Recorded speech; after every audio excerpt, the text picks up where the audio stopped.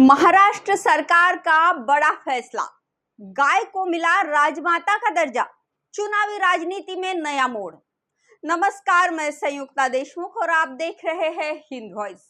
आज हम बात करेंगे महाराष्ट्र सरकार के एक ऐतिहासिक फैसले के बारे में, जिसमें गाय को राजमाता का दर्जा दिया गया है। ये निर्णय भारतीय संस्कृति और धार्मिक मान्यताओं के में गाय के महत्व को एक नई पहचान देता है। लेकिन इस फैसले के पीछे क्या है चुनावी राजनीति और गौ रक्षा के नाम पर देश में जो राजनीति हो रही है, उससे समाज में किस तरह के बदलाव आ रहे हैं। आइए इन सवालों के जवाब ढूंढते हैं।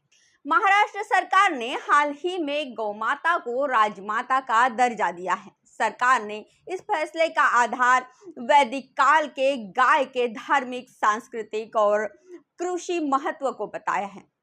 आदेश में कहा गया है कि गाय का न केवल धार्मिक बल्कि चिकित्सा, जैविक खेती और पंचगव्य चिकित्सा में भी महत्वपूर्ण योगदान है।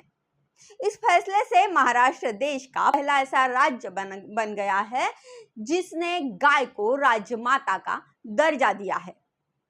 आयुर्वेद और पंचगव्य चिकित्सा में गाय का योगदान होता है। आयुर्वेद और पंचगव्य चिकित्सा पद्धति में गाय के दूध, मूत्र, गोबर, दही और घी को विभिन्न बीमारियों के इलाज के लिए उपयोगी बताया गया है। जैविक खेती में भी गोमूत्र और गोबर का व्यापक रूप से प्रयोग होता है।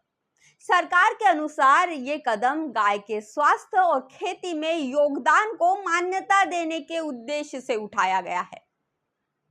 चुनावी राजनीति और गाय का भी कुछ संबंध है। अब बात करते हैं राजनीति की। ये फैसला ऐसे समय में आया है जब महाराष्ट्र विधानसभा चुनाव नजदीक है।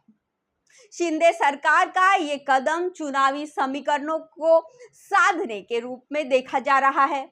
गाय को राजमाता का दर्जा देने से सरकार धार्मिक संगठनों और गाय प्रेमियों के वोट बैंक को साधने की कोशिश कर रही है। देश भर में गाय पर राजनीति का उपयोग वोट बैंक बढ़ाने के लिए किया जा रहा है।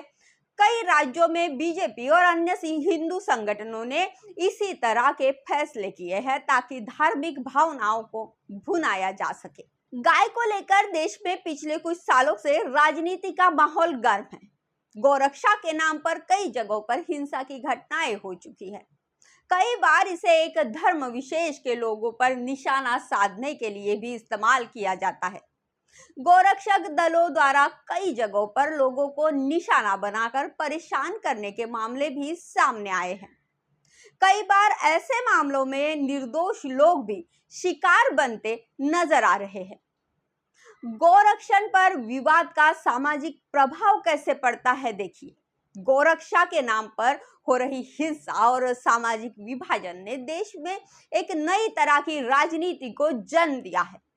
गौरक्षकों द्वारा कई इलाकों में जबरन कानून अपने हाथ में लेने की घटनाएं सामने आई है।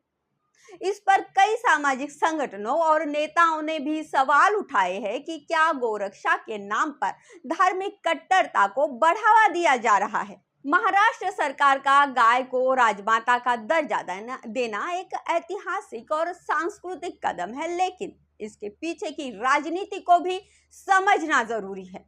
गाय को लेकर देश भर में जो राजनीति हो रही है, उसे ध्यान में रखते हुए यह फैसला लिया गया है। आने वाले चुनाव में इसका क्या असर होगा, ये तो वक्त ही बताएगा, लेकिन फिलहाल ये मुद्दा धार्मिक भावनाओं और राजनीति के बीच एक नई बहस को जन्म दे रहा है। आज के लिए इतना ही। कल मिलते हैं फिर किसी नए विषय के साथ। तब तक देखते रहिए हिंद वॉइस।